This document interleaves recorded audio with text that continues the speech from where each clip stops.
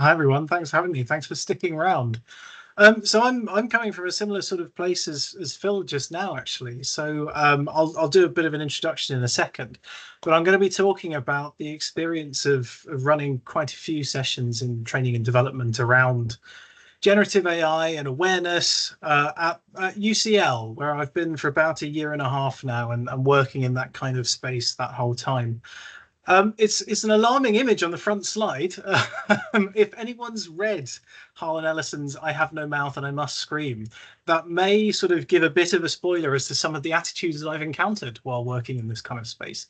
And for those of you who haven't, it's about this enormous artificial intelligence keeping the last few human beings alive to torment them. So a dramatic start. So I started out in kind of data ethics, but also spent some time working in academic integrity and particularly inclusive academic integrity, but with a little bit of digital pedagogy on the side as well. So when I joined UCL, I was kind of in a position to help out. In fact, when I joined, each member of our arena team at UCL, the Centre for Teaching and Learning, works quite closely with a different one of UCL's 11 faculties. So when I joined, my faculty almost straight away said, "Hey, can you run some sessions on AI and assessment?" And thinking nothing of it, I went, "Yeah, okay, yeah, of course, that sounds like the sort of thing people might want." And then sort of came back to the office to a load of people like, "Can you do some more of that, please? Can you keep running sessions?" So I did, and I moved from kind of working directly with the faculty that I liaise with into running sessions centrally out of UCL's HEADS, Higher Education Development and Support Institute. Um, the context for this is that I'm something of an AI skeptic. I think probably less intensely than others I've met, but I think overall it's often quite a dangerous tool for a multitude of reasons, many of which have been populating the chat today. Um, so I wanted to try and write sessions that aren't about sort of promoting AI use, but are rather about promoting awareness of AI so that staff can, I guess, it feels very self-aggrandizing to say, but I guess feel empowered to deal with AI the way that they feel comfortable and confident and kind of true to themselves by doing. So how did I do that? Well, it started off quite small with a single 2-hour workshop. The idea being to kind of, and in fact, my sort of secret single learning outcome for this was I want people to be able to feel comfortable and confident talking to students about their generative AI use. So to be able to sit down seminar and go, okay, I'm setting you an essay and we're going to have to chat about the sort of expectations I have around how you can use generative AI productively and ethically in the process of completing this assessment. And I wanted to try and make that a bit interactive as well and give people a chance to sample Copilot, UCL's sort of chosen tool, as with many others, and found that it just didn't work at all, right? There wasn't enough time in a session to squeeze everything in. So for the last term, moved to a pair of workshops that run sort of one after the other with the idea that you can attend one, the other, or both, depending on taste. So one is a kind of bare essentials session that goes through key information about the nature of generative AI and its kind of role in higher education, touching on a few of the things that are mentioned today, including the kind of statistics and insights into how students are using this tool already. But then accompanying that, a developing your practice session that's supposed to be about setting people up to share how they found productive ways to either use generative AI or address uses of generative AI in their roles.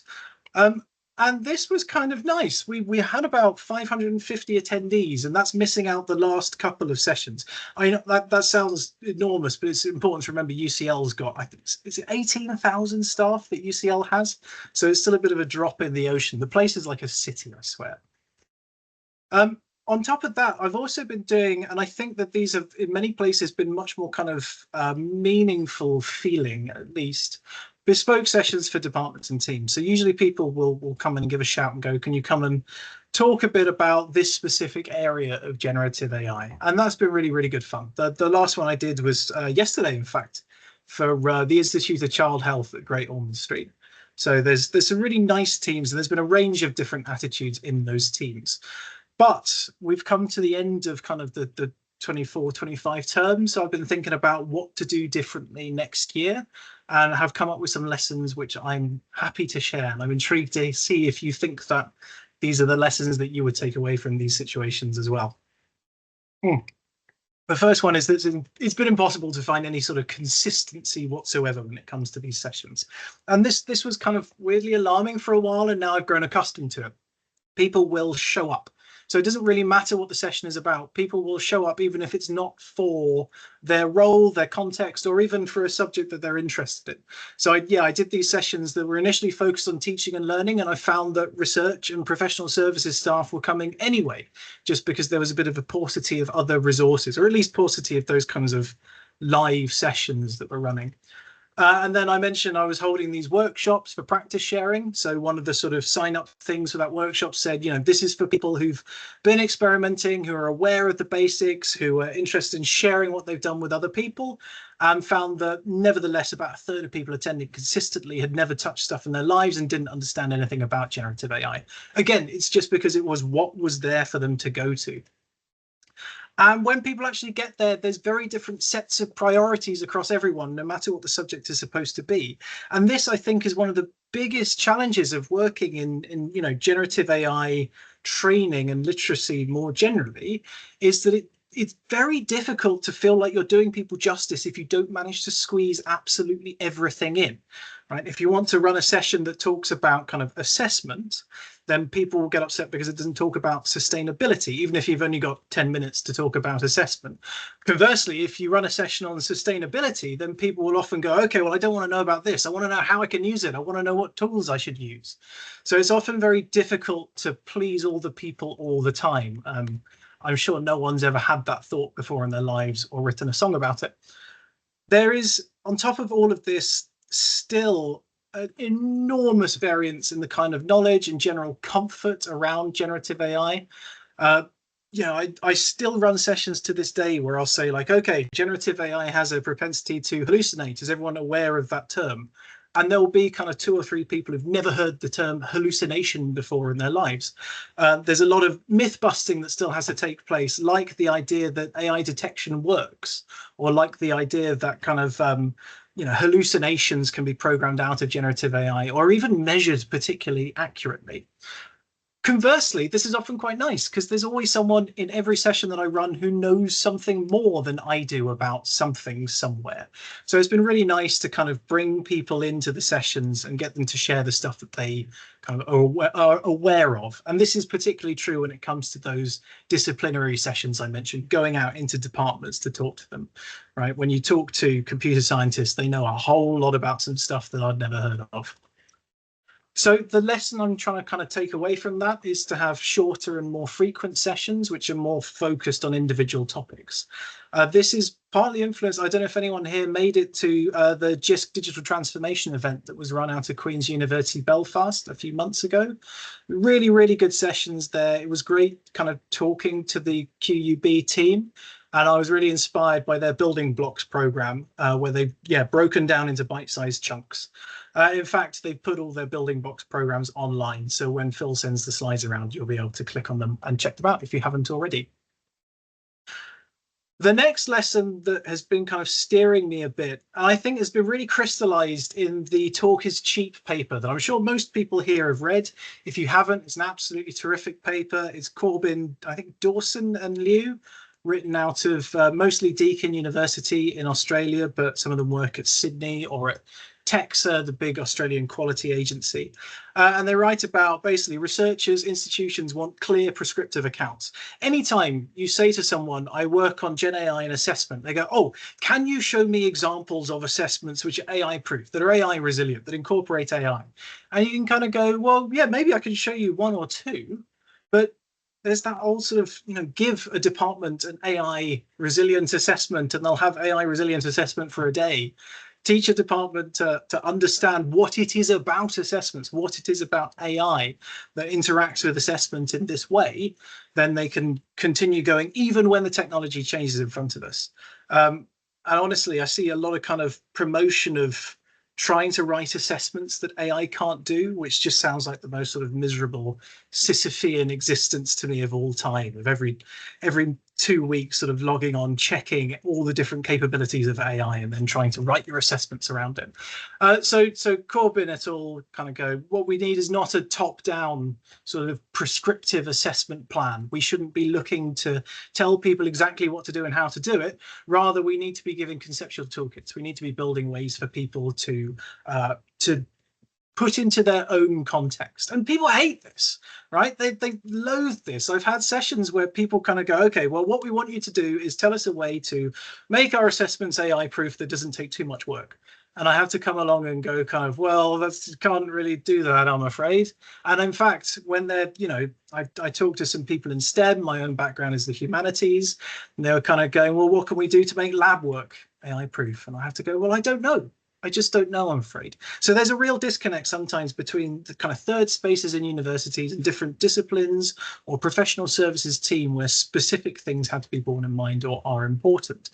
So to address that, I'm trying to create more sessions which encourage disciplines to set aside space. So maybe department away days, things like that. And as Phil mentioned in the talk before this, piggybacking on department away days is a really nice way to get a bit of extra attendance out of sessions like this. But supporting teams and finding their own applications, right? So putting together spaces where people can kind of talk through and develop their own strategies, their own principles for their own individual disciplines or departments. And UCL being so kind of weird and extended, and I like to refer to it as 50 small institutions in a trench coat rather than just one university. But this means that people often have a lot of leeway to build their own sort of approaches. And I think the only thing worse than a bad strategy around generative AI in universities is no strategy whatsoever and just letting us take it as it comes. The third lesson, and I am sticking to 3 for the good old rule of 3, is that people are really, really frustrated about this. And I've been kind of caught off guard sometimes by some of the vociferousness of this upset. But it's very, very legitimate upset, I think. There are a lot of background issues at play, again, neatly illustrated in the talk before this, where people have increasing amounts of time poverty. There's less and less budget to actually dedicate to training. There are bigger cohort sizes, or at least it sounds nice to have big cohort sizes. We're seeing shrinking cohort sizes in other places, which brings its own set of problems. But then there are also these sort of wider concerns and worries that people have in the background. Again, the sort of behavioral effects have come up in the chat today, whether or not there might be negative impacts of adopting these tools to too great an extent, but also, of course, the environmental impact that the tools actually kind of have. So on top of this whole sort of big powder keg, you chuck in kind of the Russell Group principles or your line manager or your vice chancellor going, hey, AI is going to do incredible things. We all need to upskill in it. We all need to be telling our students how to do it. And you just see people who've dedicated their lives to a discipline, becoming experts in a field, kind of putting their head in their hands and going like, how am I supposed to do this? So these frustrations come into workshops. I regret the choice of the word infiltrate. I think that's a bad word. It sounds too kind of insidious. Whereas actually what it is that this is often the first chance that people have had to really, truly express these concerns. So the lesson I'm taking out of that is to add in a session that's dedicated to this kind of thing, rather than make it something that just happens at the sidelines of other sessions. Actually create space for people to share those concerns, and if they have them, and I'm hoping some people have them, coping strategies or ideas for how institutions, even from the department scale to the full university scale to perhaps even sector scale, make statements, policies about our attitudes towards these things. If universities think that something is bad, we should be able to stand up and say, we think this is bad. If we think it's nuanced and mixed, we should be able to articulate what we think is nuanced and mixed about it. So this has led into a new training program for 25-26. It's ambitious, and I'm currently in the process, as anyone here who is at UCL, and I've seen a couple, will already know, I've been running around trying to recruit people to help me with it. But the idea is, rather than having kind of generic sessions, they become very specific with core webinars that are designed for all staff. And again, this is playing into that fact that while my area is teaching and learning and teaching and learning support. It's just not been an option to hive off other bits of the kind of university community. Rather, I want to try and bring them in and create resources that are applicable across different types of university roles. And I'm committing to, and I've been avoiding doing this for ages, to actually recording these sessions. I've been leery about doing that in the past because of how rapidly things change. But actually, because I'm trying to bring in a structure where there's a pathway through these sorts of things, I want to make sure that people can actually catch up with that path if they need to. Then some teaching and learning focused stuff, because hey, it's in my job description, around how and if to embed it in teaching in different places, as well as issues with academic integrity and assessment design more broadly. And I've seen mention of assessment by process material, which I think is a really fruitful area for discussing this kind of stuff.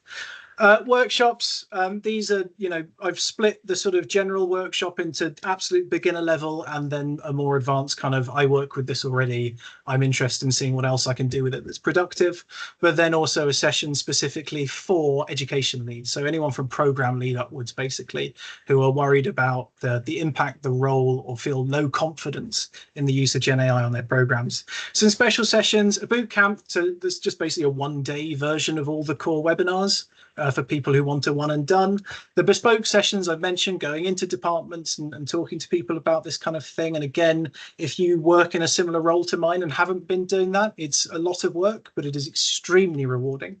The developing disciplinary practice is the one I mentioned, about creating space for people to establish their own principles around these sorts of tools. Rage Against the Machine is that, proving that I have only one pun, with a talk called Assuage Against the Machine and developing a webinar called Rage Against the Machine. This is the one that's supposed to be creating space for people to express concerns, worries, and share ideas about that. I do have one more pun. I lied. It's a Vanilla Ice pun. If you're interested in this kind of thing and talking about it, please do get in touch. It's been really, really interesting. Anyone who was at the Academic Practice and Technology Conference in London a week ago now, actually, will know just how interesting it was kind of getting into that space and just sharing what we've all been doing. But other organizations like GISC's community sessions have been great. The Bloomsbury Learning Exchange as well. There's loads of stuff going on, so please do get in touch if you're interested in hearing about this. I'm also hugely happy to share out resources. It's always a pleasure. All right, thanks very much. I think I've made use of those extra couple of minutes too.